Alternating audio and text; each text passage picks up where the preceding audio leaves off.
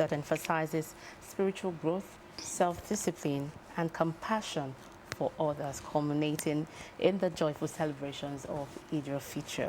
And joining us today for this enlightening discussion, we have with us the Chief Imam and Head of Islamic Affairs at the Islamic Education and Faith Initiative in Magudu, Abdulsemio Al-Kilani. I hope I got that right. Yes, thank you. Really we also have one other guest who will be joining us here, Nuruddin Ibrahim. He is the Executive Director, IFAN Center for Research and Human Development in Nigeria. He'll be joining us here soon for us to have a robust conversation.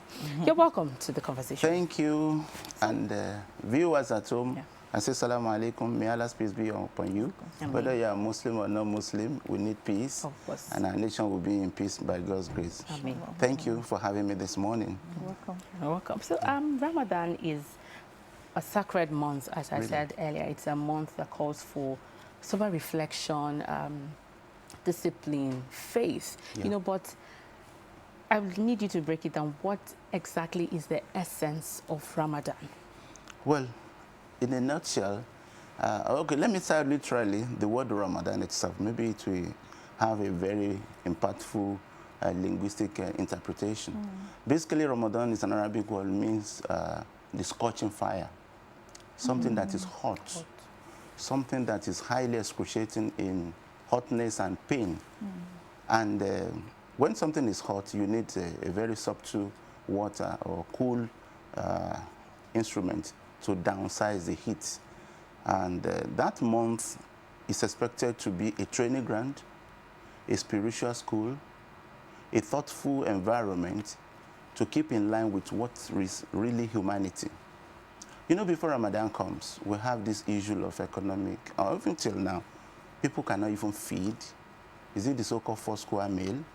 Some will be having 100 or 001, something like that.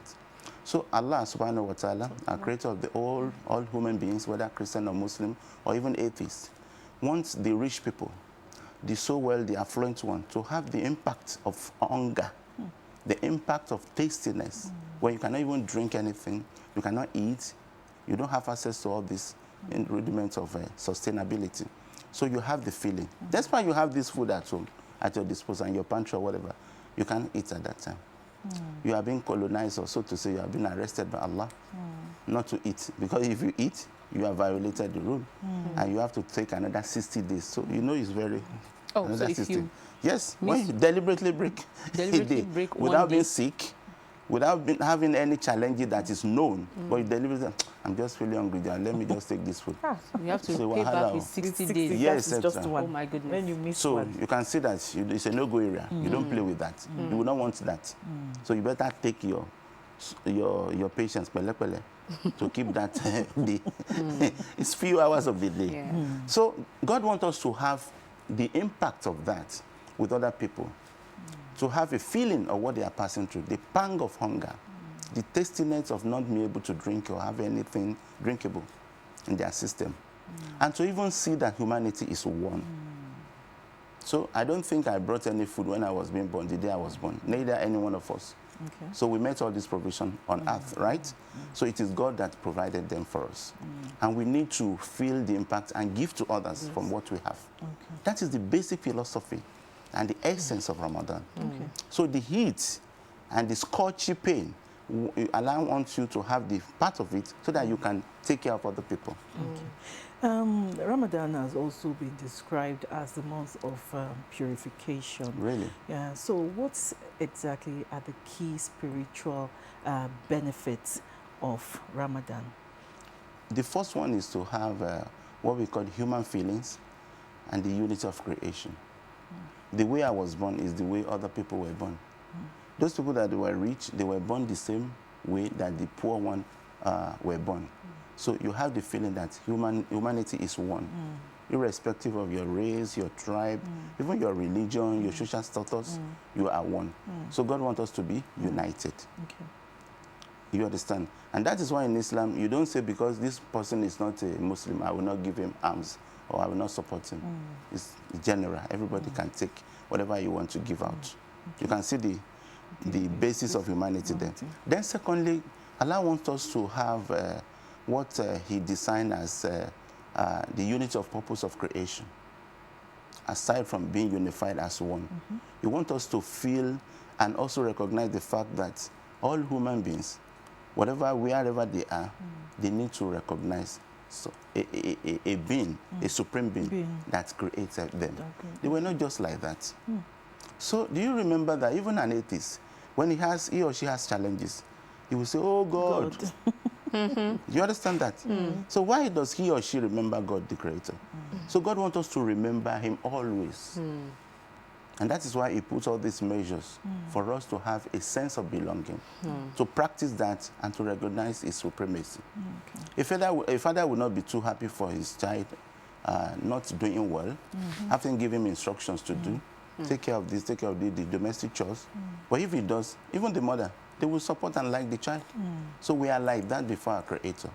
In Islam, it's not our father. But I know in Christianity, they might call him Father, the Holy Father, whatever. It's more than that. It's more than being a father or mother. He's the creator of all things. And he subsists himself. He doesn't have help to take from anybody. He is himself is the help. He is the assistant. He is the sole creation. He is the commander-in-chief of every affairs of the universe, known and unknown to us. Okay. Allah Akbar. Ajibola, do you have a question? Yes, I have some questions. Right? Okay. I just want to find out, why is it so difficult for some Muslim faithful to continue to remain holy after Ramadan? Because I listened to Mr. President yesterday where he was appealing to Muslim faithful to try and continue to do certain things that they did while Ramadan was still on. That is one. And then what are the health benefits of fasting as well? So it's a two-in-one question. Thank you, my brother. The first one, like I said, I was saying, human beings will always be human beings. I will not call us animalistic, Please but don't. sometimes we behave like that. That's the fact. Let us be blunt with ourselves. Can you imagine somebody that drinks a lot, consumes a lot of alcohol? You know it's not good for one system, the body system, on head grant. And because Ramadan is 1 or 2 days are coming, they will stop. The other lady is hook-up woman or whatever, sorry to say. She will stop. They have changed the lingua. Because when I was in school, what is hook-up is to meet someone, maybe for business purposes and talk. But now it's another tendency. But that's not where we are going. We are looking at the social anthropology of our behavior. So anthropologically, we behave like, do I call it a stubborn child? When we are in our lust, L-U-S-T, we behave the way we like. Like I say, this Ramadan is one of the mechanisms that our Creator has put down for us to checkmate our excesses. True. And when you are checkmating an excesses, you need to be very focused on that. And that is why we normally urge our congregation that Ramadan has gone on. You are not worshiping Ramadan. You are worshiping the creator of Ramadan, which is Allah, the God of all things. So continue with the values that Ramadan has brought to you within that 29 or 30 days. And continue to be like that. But you just discover that on Eid day, after the salam alaikum, they go to the beer parlor again. The other they're celebrating Eid in their homes. In their homes. With a lot of alcohol. So that is why, because sometimes we behave animalistically, but we will still continue to urge ourselves. Like what my brother said, that the president said, that's the best advice that he has to give. Because if we were all morally rectitude, we are rectitude in morality, I don't think we have all the problems that we have put ourselves today. The quagmire of difficulty is so intense in governance, in the public sector, even our private lives. The way people indulge themselves in excesses, in immorality, destroy their system, destroy their values, destroy their personality, and they don't care. Do you think modernization has also... It contributed, it has contributed. Look at our phones. Our children are no more listening to our advice again. It has really degenerated into every sector of our life. But if we can continue with this value, even if it is annual something, because once Ramadan comes once in a year, and out of the 12 months, you have to fast just 1 month. That's 1 month. The other 11 months is for you. So if you can replicate what we have learned in this month of Ramadan that just ended, I think we can go a long way to minimize our excessive with the remaining 11 months of the year. Okay. And the health benefit, Yes, health the benefits. health the health benefit is just obvious. I think you know that too, my brother. Anybody knows that. I've lost weight. Okay, you fasted. Even you can see, you will lose weight, I'm and more your alert. system will be You feel good. energized. You feel You good, look yes. vibrant. You even look younger Younger. than your age. Somebody said so this morning. So you can see, you will look refreshing. So you may not need to go to the beauty salon to even do much. To do much. Because all the excesses will be shed down, and you will look fine. Okay, earlier you mentioned the Eid celebration. Yeah. I want us to understand, more about the Fitri. El-Fitri. I don't want to add the word celebration again because I think there is more significance to it beyond the celebration yeah. itself. It's more of spiritual exercise, I must say. The celebration, like you said, one has to be very cautious, because when you are celebrating, sometimes in our own dictionary and this part of the world, maybe in Africa, so I don't know, is that you have to go haywire, you dance, you pop up champagne, whatever, you know, and all those activities. But it's a reflection. It's a period to think deeper. That what I have learned within these 29 or 30 days, how do I continue to regenerate them and to reapply them in my daily life activities? Someone should ask himself or herself. And if you are the younger ones in the family, the head of the family should continue to imbibe and remind the other members of the family. Can we go on like this? The Qiyam al-Layl is there. You know, especially in the last 10 days, aside from the itikaf, when you'll be secluded, you have to uphold prayers with rakat, genuflection, prostrating. You read the Quran. If you are the one that can read very well, if you can't read, you listen to it. You imbibe, you disengage from all this musical something that you were playing before. You tend to like people and love humanity. You give out from what you have. That is zakat al-fitr. Then the zakat itself, the third pillar of Islam. Many people prefer to do it at this auspicious month of Ramadan that has just ended yesterday or today, whatever. Which one is applicable? So we will come to that. So the basic thing, however, is to be in line with the instructions given by our Creator. To see that our society is sanitized, our world is cleansed of all iniquities. We need to make tranquility of peace applicable to ourselves. Remember, if there is war, yesterday or today, we cannot go and do Salah or the Eid. We can't go. I don't know who will come out to. So we need peace. And Islam itself means submission. It's from salam, which is peace. If you have peace in your mind, you tend to be relaxed and be fulfilled, even if you don't have much money. You understand? It's a basic ingredient of humanity to regenerate us. And if you look at the universal level, the world level, now many countries are at war. The Ukrainian Russian war is there. Afghanistan is not at peace. Libya is not faring well. Yemen is distorted. You can see Palestinians are suffering from the onslaught of the Zionists. So there are many places at the international level that we needed to reflect and identify with them. So in Nigeria or some African countries, we are mismanaging ourselves. That's our problem anyway, through our leadership or the people that we are being led, as well as we know what will happen to us, that it's not that God has not blessed us. It is we that we are mismanaging our resources. So we need to come in terms, call ourselves to brain and say, what is happening to us? Can we redirect our ways here? Can we channel our energy to this place? And I hope this administration is trying to do that. So our God is a loving God. You said you will come back to Zakat al-Fitri, which I want us to talk about now, which is one of the etiquette of Ramadan. The first one is moon sighting, which is something we're going to talk about elaborately much later. So the Zakat al-Fitri is also a must for every fasting. Really, it's a must. It's a must on every fasting person. So I'd like you to, shed more light on the importance of Zakat al-Fitri. And again, over the years, we see how, people are being taught, on how to measure, what you're giving out for Zakat al-Fitri. So I'd also like you to touch on that. All right. Okay, let me start by differentiating Zakat al-Fitr from real Zakat. Zakat, okay. I think we need that so that it will not be mixed up or whatever. So there are different concepts. But the primary concept goes to the same way.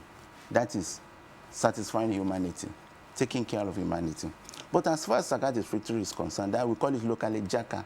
Jaka. That's the normal Yoruba, something like that. That's the nomenclature that I met on ground. And I hope that will satisfy the curiosity of our viewers at home. So Jaka, which is Zakat al-Fitr, must be done before Eid. Prayers. Before Eid prayers. Okay. For those of us that we prayed yesterday, it means early morning of yesterday should be the last moment. Can you do it day before? A day before is fine. 2 days before is fine. Even from 3 days before is fine. Okay. So from 3 days, blah, blah, blah, to that early part of the morning before the imam will lead the prayers is good. And what is the reason? The reason is that there are some people that are highly downtrodden. They don't have anything to eat. Father, mother, children, maybe they are 4 or 5 in number, or even more than that. We have 10 people as a family. So it is incumbent upon you as a fasting Muslim. They are also fasting. But it's not compulsory because they don't have. If you don't have something, you can't give out. But for those of us that we can give out. So with the traditional way and the simplest way is to have this. Can we see it on my hand like this? I don't know. My hand is small, somehow more than that. So 4 of these. Okay. But is it the same measurement? It's something like that. We just assume. Even though my hands are smaller. But for those that have been on Hajj, they have this measure, the mudu, just like this cup or whatever. Yes. So they have it, 4 of it, or equivalent of this 4 per head. You understand? So assuming I have 10 as my family, including myself, so 9 others are following, as an example. It means 4 of this, 4 times 10 will be 40. So I'll have 40 of this hand, maybe gari, maybe rice, the grain size, especially millet or whatever. Beans. But beans, so it depends. You have chosen it. I think the gari is around 1,800 or something like that. So we have 4 of these per head. Per head. So for a family of 10, it should be, that will be 40. 40. So it's excellent. But can you give more if you can? You can give more. You can give That's more. good. It's a good question. You can give more. For instance, some of us will just take a bag of rice. Bam, just take and go. Whether you are 5, whether you are 10 or 15, it's more than needed. So they have enough, even after the Eid. Because one of the problems we have in our social sector is the issue of feeding. Feeding is crucial now. So that is the intent and the philosophy behind it. So that people that cannot afford feeding on the Eid especially, can they have something, and thereafter, subsequent days after the Eid. That is what Zakat al-Fitr. Now let's go for the real zakat, which is the 3rd pillar of Islam. I'll call it the most neglected part of the 5 pillars of Islam. Why do I say so? Is it due to lack of knowledge, or some people just... Partly, you are very correct, and hesitancy from people. I've seen someone who is very wealthy. I will not mention. Can it be equated to paying of tithes in church? Well, it could be like that in Christendom. I think that's the best. That's the best. Yes. So, and that one is 10%, I guess. Yeah. Yes. This one is 2.5. Or a quarter. Little. Eh? I said so little. It's very little. So, like I said, I will not mention them. The person said, if I give out all this 2.5, from this my wealth, this person will be very close to me in wealth, though. So I don't think. Human being. You understand? Even the Quran itself, I think in Surah Al-Qasas, Allah gave us a narration of a follower of Prophet Musa. Musa, coincidentally, is the most mentioned name in the Quran. Yes. And it's not the one that was given the Quran. The Quran was given to Muhammad. Sallallahu Alaihi Wasallam. But because of his persistency, his social re-engineering and spiritual contact with God, because he speaks directly to God, Allah made mention of his name more even than that of Prophet Muhammad. Muhammad was just mentioned 4 times in the whole of the Quran. The whole of the Quran. And Musa was mentioned over 30 times. Yes. You can imagine. So he's one of his deputies then. We call him, I forgot the name, Korun. In Yoruba we call it Karuna. Olowo bi Karuna. Very wealthy. And when he was poor, he was a pauper, he requested from Moses that he wanted to be rich now so that he can support this ministry of Moses. Then Moses said, well, I will talk to Allah. If Allah asks me to do anything, then I will let you know. Then he made his case before Allah. You know, he speaks to Allah very well. On the Mount of Sinai, he goes there every other day or whatever, because of the Israelites who he was directing. And Allah told him to tell Korun, that is Karuna, that he should go and farm. This, you know, this bara, I don't know how they call it. It brings out the egusi. Melon. Melon, very good, thank you. So when he harvested it, instead of getting melon, they were full of gold. And precious stone. Yeah, gold and other precious stones. So he became extremely rich, lavishly wealthy person. And it got to an extent that even people were employed by him to carry the keys to the safe or whatever they call it, where you kept the riches. So the year now comes to a full. Then Moses sent people to him that he should bring out his zakat. Then when he calculated, he said, if this chunk of wealth will go out, then I will have a competitor. I will have a rival. And I think our wealthy people that are watching us here now will not have that philosophy at the back of their mind. Wealth is not meant for anybody. It's meant for anybody that you cannot even think of. Can you see a general manager? There are two general managers in a company. That's a gate man, it's a GM. There's another general manager who is up there. You understand? That GM was able to build a house somehow. And he wanted to meet his customer, his client, occupant. And he has his, the person that is monitoring the house. That he wanted to have meeting with them. Unfortunately, when the people came, he met one of his oga, who was the general manager, when he was a gate man, another GM for that regard, as one of his tenants. He said, "Oga, what are you looking for here?" He said, "I'm here. I'm one of the tenants. I rented this apartment." "So what are you doing here too? You also came?" He said, "By God's grace, I'm the owner of this house." So your educational qualification, your social status does not mean you can be rich more than anybody. It is the grace of God. Zakat does not reduce wealth. So yes, it increases wealth if they can use it. And we are using this forum to appeal to the wealthy Muslims. It doesn't concern the Christians. You understand? They could do their own way, give away in another way. But we are talking to the Muslims who are the real recipients of this message. If they can go more on zakat, our social quagmire, the social problem we are having, will be reduced. Look at the number of children that cannot go to school. They have parents. Some parents have abandoned them because they can't fulfill their parental obligations. So they left them. Look at those, what do I call it, that doesn't have parents? Orphans. The orphans. You can visit our orphanage. These are the things zakat can be used for. All right. So we pray that God will. Okay, so we have, we find ourselves in a society where, you know, there is moral decadence. Really? People do not have the fear of God anymore, conscience dead.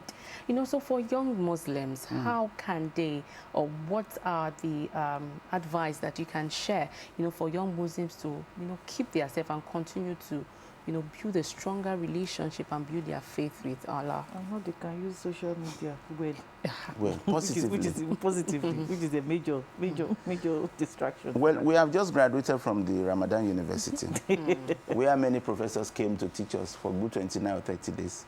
And we were taught different courses. And I think for those that graduated, either yesterday or today, that zeal and that passion should still be raging in us positively.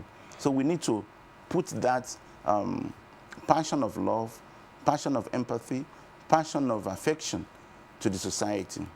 There's no gainsaying. Our society is at a loss. I must say this. And most families are not getting it right. So, but it's not too late. We can still get better. Because I used to ask myself, was this society was like this 30, 40 years ago? No. It wasn't like this. We all grew up. Some of us are in 40, some of us are in our 40s or 50s now. We lived in Lagos. We live in that part of the country, in the southwest, in the north center, wherever we are. It has not been so bastardized as this. The values are eroding every day. You cannot do whatever you want to do at the dark part of the night. There are some miscreants over there that will harass you if care is not taken. So, and when you go to our, what do I call it, this apprentice something, whether for canizing, carpentry, you don't see our children there again. And I keep on asking, you see the guy doing all the things. Where are your machine? They've gone, no, they didn't come. Because everybody wants to make Can quick you wealth. imagine? They don't want to work. So it's not about all of us to go to school, want to have master, want to have PhD. It's not compulsory. It's just a stepping stone. A minimum education in secondary school, I guess, even in the Constitution of the Federal Republic of Nigeria. But we need trade training, where people can be gainfully employed. They can satisfy themselves, and they can return back to the society. So most of our boys now are going to Yahoo, Yahoo Plus, I don't know, cultism. Ritualism. They want to make it within few days. They are not ready to sacrifice or even persevere as our fathers and mothers did when we were growing young, and which we made the values in our family that I have to do good, I have to be conscious. The values are not there. If you attend them, say, Afa, what is your problem? This is not a mosque. Don't talk, don't sermonize us now. You can see. So both our children, our society and at large, even the young adults, we have those people that are young adults. Maybe we are in the category, I guess. We are not too old. We are not too old. We are not too young. We're not too So young. we need to galvanize all this campaign and talk to our children in schools, in our mosques, in our churches. Churches have to be included. Because you I can was going to ask you the role of Christians. all of us, we have to work. You know, we have NIREC. It's a forum where the pastors and the imams meet. It's funded by the government. Lagos is very vibrant. Oyo is also good. Ogun is good. So we talk on quarterly basis. We rub minds. What is happening in your church? Do you have a youth forum? Do you have counseling for those people who want to get married? Because these are the areas that we breed all this. Are those people that wanted to get married, are they really matured enough psychologically? Are they really good at it and be ready? Because it's a serious business. It's not all about procreating children. It's all about, after giving birth to them, are they good to be trained? And my family, your family, will now contribute to the larger society. And this brings up a nation. And from a nation to the wider universal level. Okay. So we need to do this. Okay, we've been talking about communal living and, giving out during Ramadan, which we saw a lot. How can this now be extended beyond Ramadan? The communal living? Yeah, the charity. Yes, I think it's workable, as you have been saying. So if there is will, there will be a way. So, and I think the will has to be sustained. Okay. Let us all be willing to do this. Let us come to the table and think out of the box and say, okay, this is my mouth, this is my church. I want to contribute to communal living. In my area in Magodo, I have a good number of pastors, evangelists who are very close to me. Sorry, I have to cut in there. Yeah. We're going on a short break. Okay. When we come back, this conversation will continue.